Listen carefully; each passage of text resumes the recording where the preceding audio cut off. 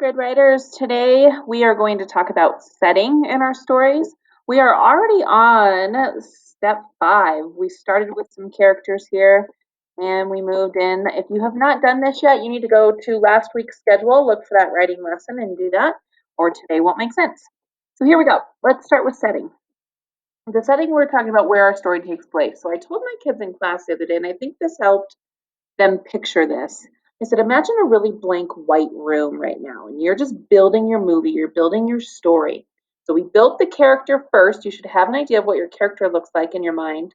Now let's paint the walls, let's paint the setting so that your character is not just sitting in this blank white room.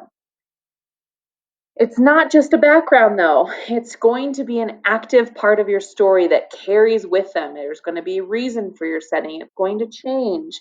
It can cause problems for your character. So it's very important. What I want you to do right now is I want you to list some settings in your writer's notebook that your character may like. For example, in the book that Todd Mitchell wrote, Frank likes the soccer field because he can just play and not talk to people. So take about 3 to 4 minutes, pause the video, and write down settings that your character likes, and then we'll move on after. Click pause now. Okay, next step, I want you to write a couple possible settings that your character doesn't like.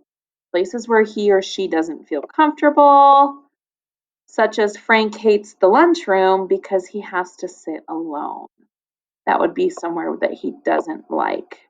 Okay, go ahead and click pause and now list settings that your character doesn't like.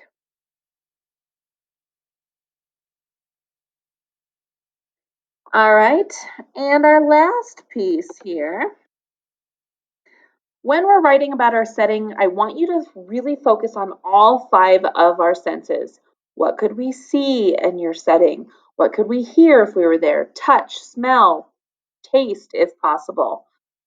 Here's an example of a great one on the next page. Let me get it nice and big. Most of the field is lush green, but along the goal line where he plays, it's always brown and muddy.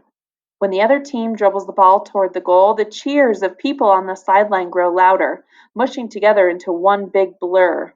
He'd know the ball was coming even with his eyes closed.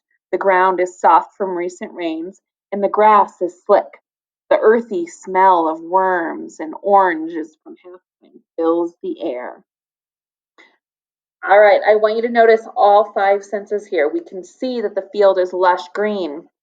I know he's on a soccer field, but it never once told me that. But I know it was from the green, the seeing the goal line. I can see that it's brown and muddy right where he stands, so he must be the goalie. I can hear people cheering, and he had the feeling of when the ball was coming. He knew it was coming closer by the sounds of the cheers and the crowd. He felt the soft ground from the rains, and he could smell the worms and the oranges from halftime. I just noticed all the typos in this. That's okay. Writers do that. As long as your ideas get out, we can always go back, and when we publish, we change our spelling and make it sound good. Okay? So what your job is today, you have listed some of your settings that your character likes, some that they don't. I want you to pick one, and I want you to write about a paragraph, such as this, trying to use all 5 senses. Paint the room in your character's white world. Tomorrow I'm going to have you share these, so if you want to write more than one setting, that would be awesome. I can't wait to hear. The more detail, the better.